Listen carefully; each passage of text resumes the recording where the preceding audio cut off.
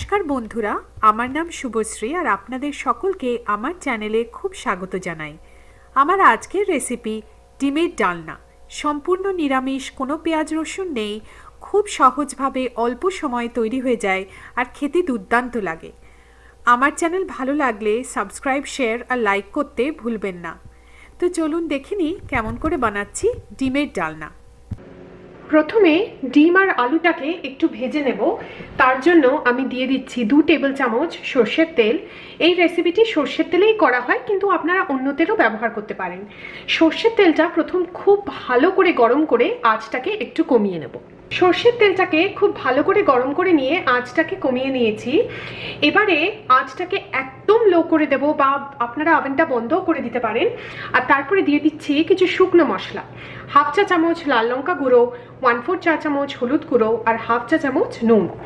তো এগুলো সব দিয়ে দিলাম। এবারে একটুখানি সবকিছু এই তেলের মধ্যে ভালো করে মিশিয়ে দেব। আঁচটা খুব অল্প করা বা ওভেন বন্ধ করা খুব দরকার, নইলে এই শুকনো মশলা ডিরেক্ট গরম তেলের কন্ট্যাক্টে আসলে অনেক সময় পুড়ে যেতে পারে। এবারে এর মধ্যে দিয়ে দিচ্ছি সেদ্ধ করা ডিম। আমি এখানে 8টা ডিম নিয়েছি। তো এই ডিমগুলো এই মশলার মধ্যে দিয়ে দিচ্ছি। আপনারা চাইলে ডিমটাকে এই মশলা দিয়ে ম্যারিনেট করে তারপরেও ভাজতে পারেন। এবারে আমরা আঁচটাকে মিডিয়াম আঁচে ডিমটাকে 2 থেকে 3 মিনিট মতো ভেজে নেব। ডিমগুলো ভেজে নিয়েছি। এবারে একটা পাত্রতে এই ডিমগুলোকে তুলে রাখবো। এবারে ওই একই কড়া আর যে তেল আমাদের রয়ে গেছে তার মধ্যে দিয়ে দেব কিছু আলু। এখানে আমি নিয়েছি 3 থেকে 4টে আলু, মিডিয়াম সাইজের, প্রায় 300 থেকে 400 গ্রাম। আর আলুগুলোকে একটু বড় বড় সাইজ করে আমি এভাবে কেটে নিয়েছি। এবারে আলুগুলোকে দিয়ে দেব আর 5 থেকে 6 মিনিট আলুটাকে আমরা একটু ভেজে নেব। আলুগুলো ভাজা হয়ে গেছে। এবারে আলুগুলোকে একটা পাত্রে তুলে রাখবো আর ডালনা বানানো শুরু করব। কড়াতে কিছু তেল বেঁচে গেছে, তার সাথে আমি দিয়ে দিচ্ছি আরও 2 টেবিল চামচ সর্ষের তেল। তেলটাকে খুব ভালো করে প্রথম গরম করে নেব। তেলটা ভালো করে গরম হয়ে গেছে। এবারে কিছু গোটা গরম মশলা দিয়ে দেব। এখানে আমি নিয়েছি 1 চা চামচ গোটা জিরে, 2টো তেজপাতা, 5টা ছোট এলাচ, 5টা লবঙ্গ আর 1 ইঞ্চ দারচিনি। তো এগুলো সব আমি দিয়ে দিচ্ছি। আর এবারে আমরা 30 থেকে 40 সেকেন্ড এই গোটা গরম মশলাকে একটু ভেজে নেব, যতক্ষণ না এর থেকে একটা সুন্দর গন্ধ বেরোচ্ছে। গোটা মশলা থেকে একটা সুন্দর গন্ধ বেরোচ্ছে। এবারে আমি 1 ইঞ্চ আদা দিয়ে দিচ্ছি আর একদম লো আঁচে এটাকে 1 মিনিট ভেজে নেব। আদাটাকে 1 মিনিট ভেজে নিয়েছি। এবারে আমি দিয়ে দিচ্ছি 2টো ছোট টমেটো কুচো করে কাটা, 180 গ্রাম। আর তার সাথে এবার দিয়ে দেব কিছু শুকনো মশলা, 1/2 চা চামচ হলুদ গুঁড়ো, 2 চা চামচ লঙ্কা গুঁড়ো। আপনারা কাশ্মীরি লাল লঙ্কাও ব্যবহার করতে পারেন যদি ঝাল কম খান। 1.5 চা চামচ ধনে গুঁড়ো, 1/2 চা চামচ জিরে গুঁড়ো।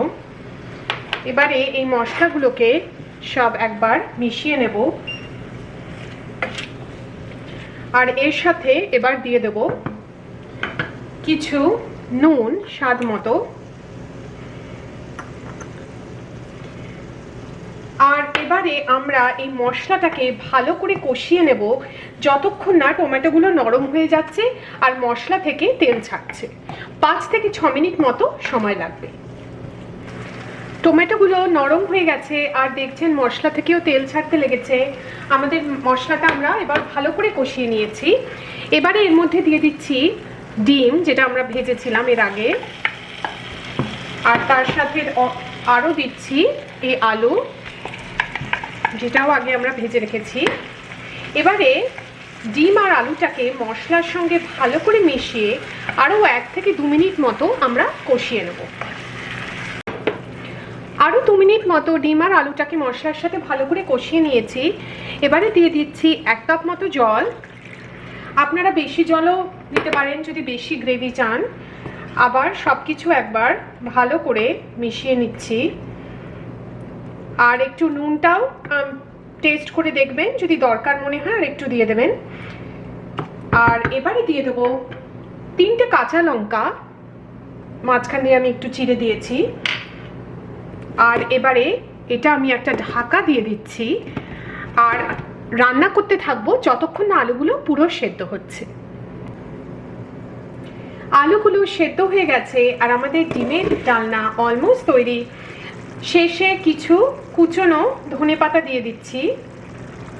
আমাদের ডিমের ডালনা একদম তৈরি। গরম ভাত, পোলাও, ফ্রাইড রাইসের সাথে খেতে দুর্দান্ত লাগে। খুবই সহজ রেসিপি, বানাতে খুব অল্প সময় লাগে। নিশ্চয়ই চেষ্টা করে দেখবেন আর কেমন লাগলো জানাবেন। আমার চ্যানেল দেখার জন্য আপনাদের অনেক অনেক ধন্যবাদ।